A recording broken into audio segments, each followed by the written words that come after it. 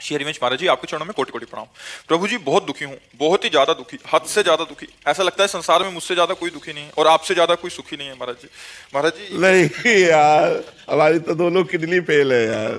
आप मन से बहुत सुखी हो, मुझे नहीं लगता दुनिया में आपके ऐसा कोई सुखी होगा, खुश होगा।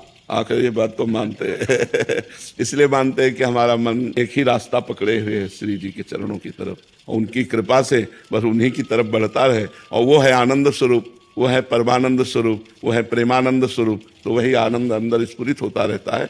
जब हम संसार का आश्रय लेते हैं तो दुख ही दुख है। इसका नाम क्या है शास्त्र में जानते हो? दुखालयम। ये दुख का घर है, इसमें जो कुछ मिलेगा वो दुख ही देने वाला मिलेगा, दुखालयम। और सुखालयम कौन है? भगवान है। तो हम अपने मन को यदि भगवान में लगा पावें तो हम सुखी हो जाए। सच्ची बात मानो, सब सुख आ जाएंगे, लोक परलोक की सब सुविधाएं आ जाएंगी, सब सुख आ जाएंगे। जब आप भगवान का भजन करोगे तो सब सुख आ जाएंगे। जैसे खूब अगाध सरोवर जल हो तो मछली खूब किलोले करती है, थोड़ा जल हो तो चिंता है कि कहीं सूख न जाए, लेकिन समुद्र में है तो आनंद ही आनंद है उसको। सुखी मीन जहां नीर अगाधा और जिम हरि शरण न एको बाधा। अगर हम भगवान की शरण में भैया तो दुख भी सुख बन जाता है, और अगर भगवान से विमुख है तो सुख भी दुख बन जाता है। ये बात समझ लीजिए। तो भगवान की शरण होकर नाम जप करो, अच्छे आचरण करो। बाबा थोड़ी कुछ हमारी तरफ भी ट्रांसफर कर दो। में क्या फर्क है? कोई फर्क नहीं, एक ही परमात्मा सब रूपों में विराजमान है। पहला उत्तर, एक ही परमात्मा सब रूपों में विराजमान है। पर जब हम उन्हें परमात्मा भाव नहीं देखते तब फिर अलग अलग पावर है। एक बार उपनिषद की कथा है, सब देवता दैत्यों पर विजय प्राप्त करके बड़े आनंद में उत्सव मना रहे थे। अप्सराएं नृत्य कर रही थी, गंधर्व गान कर रहे थे, देवता सब अपने सिंहासनों पर विराजमान थे। तो देखा भगवान ने कि इनको अहम हो गया है कि मैं बलवान हूँ और मैंने दैत्यों पर विजय प्राप्त की। तो सभा के सामने भगवान एक यक्ष रूप में प्रकट हुए। तो देवराज इंद्र ने देखा, बोले कोई भी देवता इनका परिचय लाकर हमें बताओ ये कौन प्रकट हुआ है।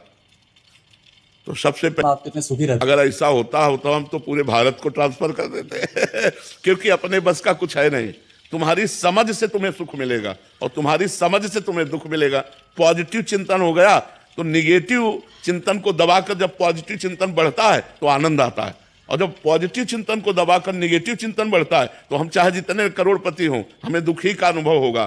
तो ये पॉजिटिव चिंतन जो है ये भगवान के भजन से आता है। शास्त्र स्वाध्याय, भगवान का भजन, परोपकार, तीर्थयाटन, दान पुण्य जब हम करते हैं तो हमारा हृदय पवित्र होता है, तो दुख में भी सुख ढूंढ लेता है। और जब हमारा निगेटिव विचार होता है तो सुख में भी दुख वो खोज लेता है। कहीं ऐसा ना हो जाए, कहीं ऐसा ना हो जाए, ये चिंतन वो चिंतन, बड़ा भयावह चिंतन, दुख, विषाद, शोक, चिंता, उद्वेग, ये सब अंदर आ जाता है। तो हमें लगता है हमारे करने से नहीं होगा, ये चीज आपको करनी होगी। जो हम कह रहे हैं उसको आप करो तो आपका चिंतन सही हो जाएगा। अगर हमारे ऐसे देने से होता तो किसी को भजन के लिए नहीं कहते, भजन करके ऐसे दे देते, सबका मंगल हो जाता। वैसे संत जन तो कहते ही रहते हैं, सर्वे भवन्तु सुखिना, सर्वे सन्तु निरामया, सर्वे भद्राणि पश्यन्तु माँ कश्चित् दुख भाग भवेत्। किसी को दुख ना हो, सब सुखी रहें, सब स्वस्थ रहें। पर सब हैं क्या? जो भजन कर रहे हैं, जो भगवान से जुड़े हैं, वही कृपा का अनुभव कर रहे हैं। नहीं तो सब दुखी हैं, सब दुखी। किसी को ना समझो, बड़े बड़े अरबपति खरबपति सब दुखी हैं, सुखी वही है जो पूरा भगवान को समर्पित है।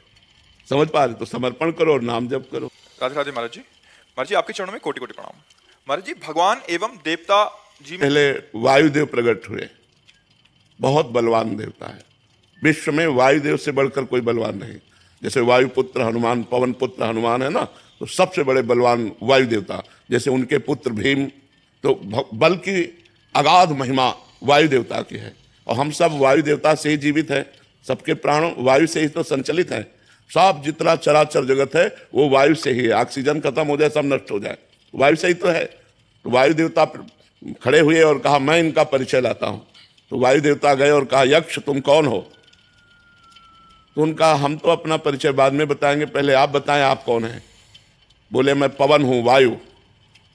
ठीक है, क्या है आप में क्षमता? तो उनका क्षमता ऐसी कि मैं पूरे त्रिभुवन को तिनके के समान उड़ा सकता हूं। तो एक तिनका प्रकट किया और कहा उड़ा के दिखाओ। अब वायु देवता से तिनका उड़ाने की बात, वो तो ब्रह्मांड उड़ा दें, लेकिन तिनका नहीं उड़ा। कहा पूरी ताकत लगाओ। वायु देवता पूरी ताकत लगा के हार गए, एक तिनका ऐसे से ऐसे नहीं कर पाए। आए और बैठ गए। देवराज इंद्र ने कहा कौन है? बोले असमर्थ रहा उनका परिचय प्राप्त करने में। दूसरा देवता अग्निदेव प्रकट, उनका मैं अभी परिचय लेकर आता हूं। उनके पास गए और कहा आप कौन हैं? उनका आप कौन हैं? उनका अनल, हुताशन, अग्नि, इन नामों से मेरा संबोधन होता है। बोले आपके सामर्थ? बोले त्रिभुवन को उपले की तरह जलाकर भस्म कर सकता हूं। सब अग्नि से ही जीवित है, क्योंकि जठराग्नि के रूप में अग्नि भगवान ही सबके उदर में विराजमान है। अगर जठराग्नि न हो तो पानी भी न पचे तो हम जीवित ही न रहे। तो उसी तिनके को कहा तुम भस्म करके दिखाओ। तो अग्नि देवता से तिनका भस्म करने की बात, तो उनको रोष आ गया और तिनके की तरफ देखा, कुछ नहीं हुआ। पूरा पावर लगा दिया, कुछ नहीं हुआ। अग्नि देवता वापस जाकर बैठ गए और कहा मैं असमर्थ रहा इनकी सामर्थ्य और इनकी महिमा और इनका परिचय प्राप्त करने में। तब स्वयं देवराजेंद्र उठे, ये उपनिषद में कथा है। देवराजेंद्र उठे और उठ करके जे ही गए सो यक्ष अंतर ध्यान हो गए। यक्ष की जगह पर दुर्गा देवी प्रकट हुई और उनका देवराजेंद्र तू इतना घमंडी है कि तू भगवान से बात करने का भी अधिकारी नहीं है, इसलिए भगवान अंतर ध्यान हो गए। वो यक्ष रूप में भगवान थे। तो इतना समझ ले तेरे वायु देवता में इतनी सामर्थ्य नहीं कि तिनका उड़ा सके, अग्नि देवता में इतनी सामर्थ्य नहीं कि तिनके को भस्म कर सके। सब भगवान की सामर्थ्य से युक्त हो। घमंड मत करो, भगवान ही तुम्हारे अंदर अपनी सामर्थ्य प्रकट करते हैं, तब तुम अपना कार्य कर सकते हो।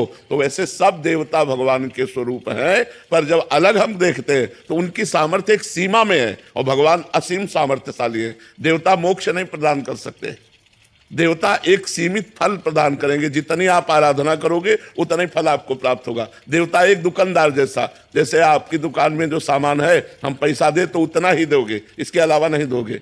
तो जितनी आप तपस्या करेंगे, जिस देवता के लिए जितना पूजन करेंगे, जितना आप आराधन करेंगे, उतना ही वो फल दे पाएगा, इसके आगे उसके सामर्थ्य नहीं। और जब हम भगवान मान के करते हैं तो फिर भगवान उसकी इच्छा की पूर्ति करते हैं। समझ पाए आप?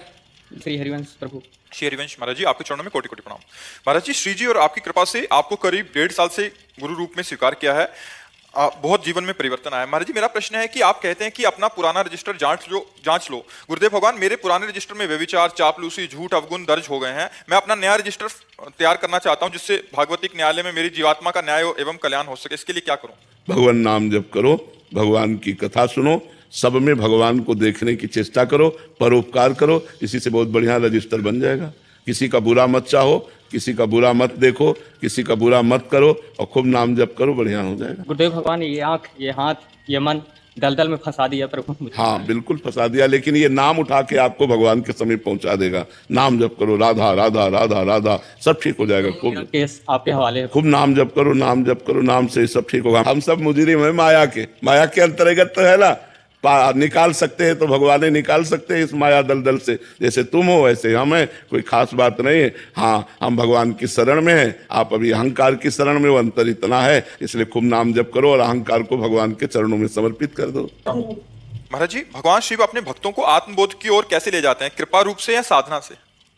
कृपा ही साधना है। भगवान की जब कृपा होती है तो साधना बनती है, और साधना से भगवान की कृपा का अनुभव होता है। भगवान की कृपा है और साधना नहीं है तो आप भगवान की कृपा का अनुभव नहीं कर सकते। साधना ही भगवान की कृपा है। जब रात दिन उत्तम साधना बनने लगे तो समझो भगवान की बड़ी कृपा है। ये अहंकार से नहीं कि मैं साधना कर रहा हूँ, भगवान की कृपा से साधना होती है और साधना से भगवान की कृपा का अनुभव होता है। और जिसको कृपा का अनुभव हो गया वही भगवत साक्षात्कार का अधिकारी बन जाता है। महाराज जी, मेरा प्रश्न है कि अपने गुरुदेव के साथ प्रकट में ना होने के बावजूद भी हम अपने प्रकट सानिध्य उनके कैसे अनुभव कर सकते हैं? मंत्र के द्वारा।